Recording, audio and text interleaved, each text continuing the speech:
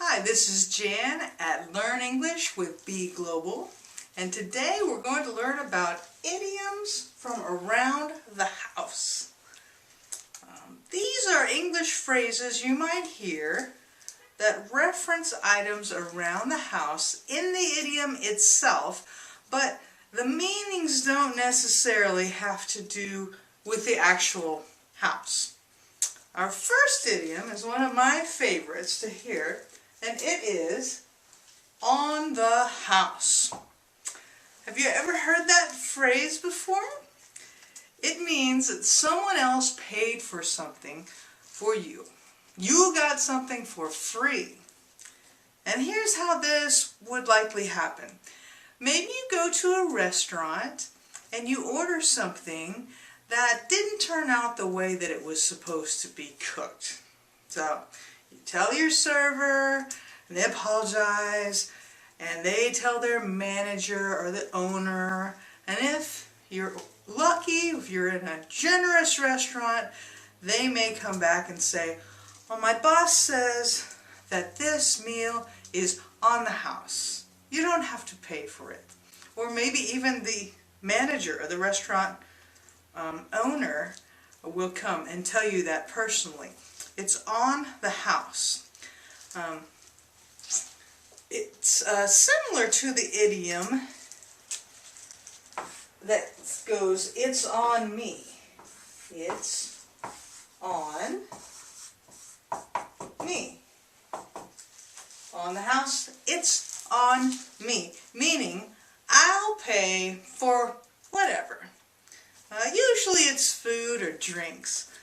If I say, lunch is on me, that means I'm going to pay for your lunch today.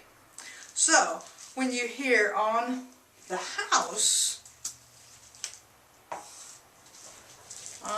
it's coming from the owners of the restaurant. They may even give you a gift card that promises, next time, you're going to get a free meal on the house. The house implies the restaurant itself. This phrase, you won't hear this phrase happen just when bad things happen to your order or your meal. It would also be appropriate for you to hear the owner of a restaurant or a coffee shop to say, today is special and your drink is on the house, or your meal is on the house. Maybe it's your birthday or something like that. All right?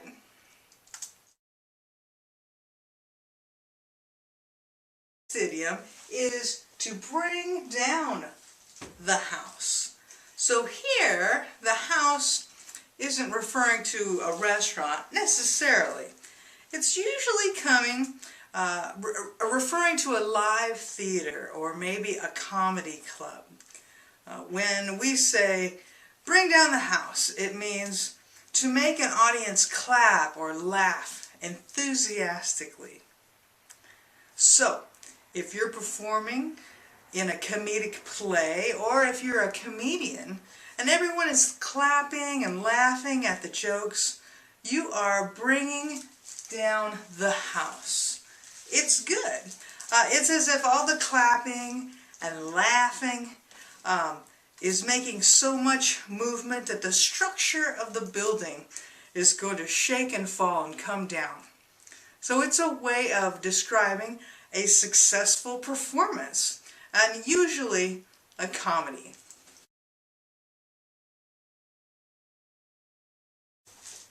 So when you're reading, maybe in the newspaper or a book, or you're reading something online, and you hear someone say, you better put your house in order.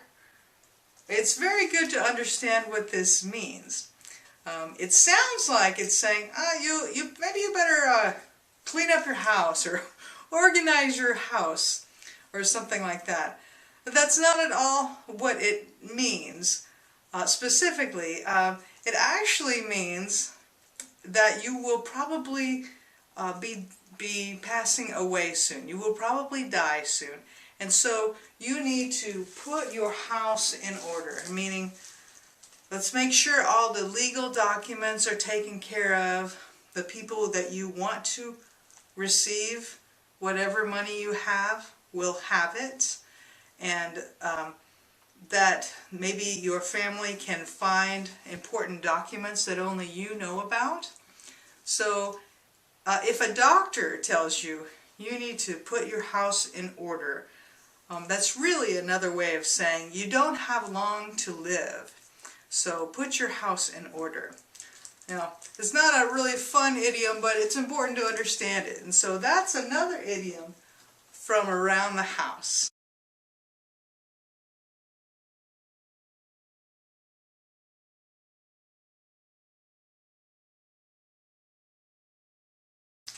Well, let's move to another idiom from around the house. It is to hit home. Now, the word home in this phrase really represents your heart or your emotions. And the phrase to hit here means to successfully connect on an emotional level. So the phrase is almost always used by the person who is receiving the emotional hit. The person might say, wow, that really hit home. Maybe that emotional connection took place during a lecture or after watching a commercial or a movie or after just seeing something in daily life. So, for example, I might say, I never used to worry about texting while driving until my friend was seriously hurt because she was doing that while driving. It really hit home for me how important it is not to text and drive at the same time. So to hit home is usually a sign or explanation of why some action will take place, some future action. Most forms of intentional communication are designed to hit home in order to produce some kind of outcome.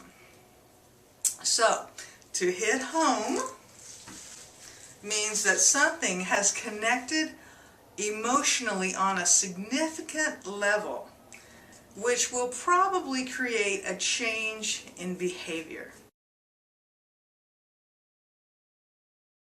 Another idiom from around the house that has to deal with emotions is to hit the ceiling.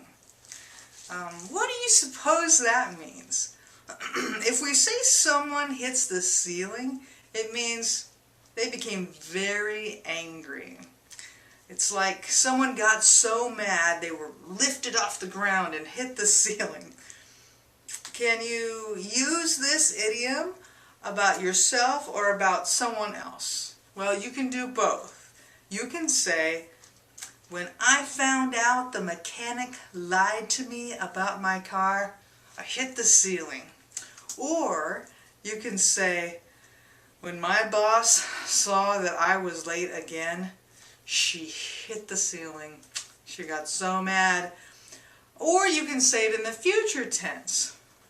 When my dad finds out about this speeding ticket, he is going to hit the ceiling.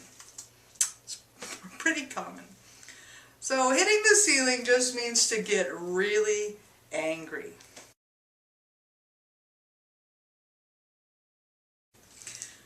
So what's another common idiom from around the house? How about down the drain? You know what a drain is, right? It's that hole at the bottom of the sink or bathtub or shower. When something goes down that hole, it's usually completely lost, right? It's very hard to get back something that the water has quickly washed away into the darkness below. So, if we say something has gone down the drain, it means it's wasted, it's lost. So often, if you'll hear it went down the drain. So the pronoun it is often referring to money. You might hear someone say, well, that's $100 down the drain. That just means I just wasted $100. Maybe you bet on something and lost. That is $100 down the drain. It could reference something else like time invested in training, maybe. Maybe you spent a lot of time learning some skill or something that what you thought was important to your career. But then you found out later that the classes you took were not helpful for the job you wanted. So you might say, well, that's 2 years down the draining, 2 years of training down the drain.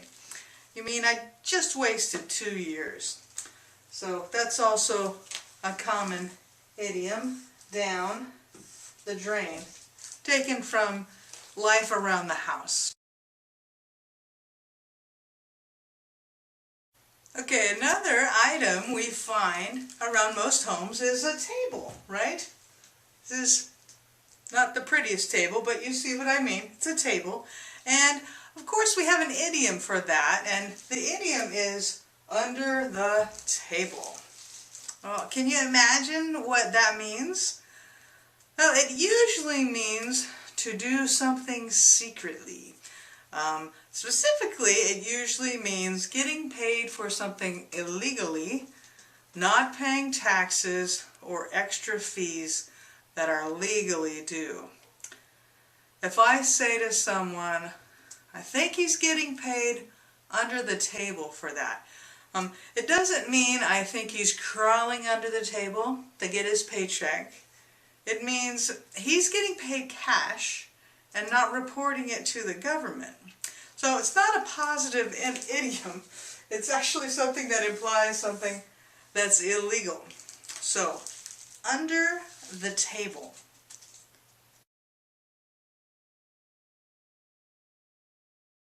Well, another item that you typically find in a house is a shelf. A shelf, as you know, is a support on which you place books or pictures or small art items. So with that in mind, our next common idiom is to be put on the shelf. You might think that to be put on the shelf would imply something positive, something that displays worth, but it actually means kind of the opposite. And I'll explain why. If I say I've been put on the shelf, I mean I'm no longer active, useful, young, or important. You would use it to describe yourself when you're feeling like you've been permanently set aside, when normally you were in the middle of all of the action. So now your only purpose is to be on the shelf to collect dust. So you might say, well, I'm keeping up my education so I won't be put on the shelf. Or, since I retired, I feel like I've been put on the shelf. So, that's what it means if someone says to be put on the shelf. It's kind of negative, it's not positive.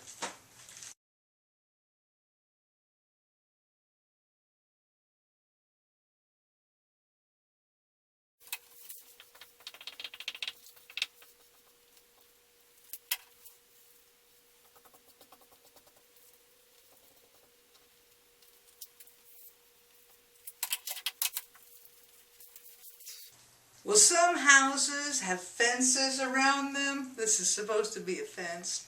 So our next common idiom is on the fence. On the fence. You might be able to guess what the idiom on the fence means if you picture someone sitting on the fence, maybe with one leg on one side and one leg on the other. Oh, this person needs arms. Anyway, it just means, on the fence just means undecided. Of course, politicians must try to convince people who are on the fence how to vote.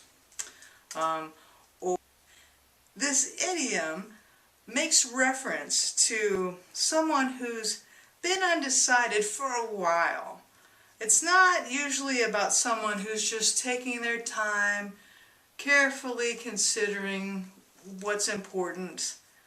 If someone is on the fence, it means they don't really want to make anyone upset, or they don't want to have to make a decision. So it's not necessarily a positive descriptor. So on the fence is sometimes a negative descriptor, right? But sometimes it's just describing someone who's waiting to see. Maybe they're trying to decide whether or not they will take a trip. They're waiting to have more information. Or maybe people are telling you to buy the newest computer, and you could say, I'm still on the fence about buying that. I'm waiting to see if there are any problems, or maybe there's a cheaper one or a different one that will be better than this new one. So I'm still on the fence. I'm still undecided about that. So that is another idiom from around the house, on the fence.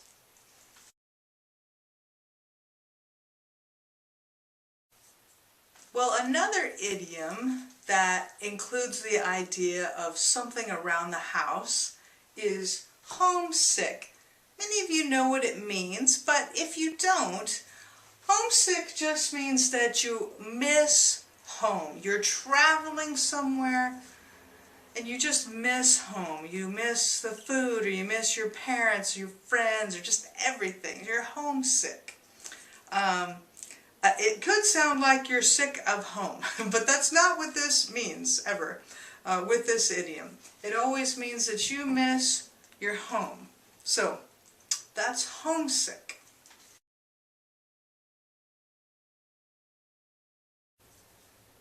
Another very common idiom that uses phrases that we take from around the house is house of cards.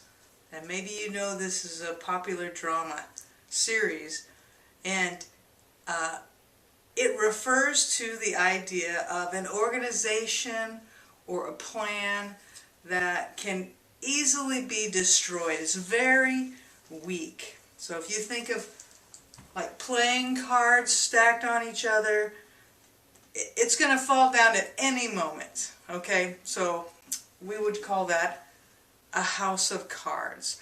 You might say, even though that business looks solid from the outside, it's really a house of cards. Right? It's going to fall at any moment. So that's another good idiom for you to know.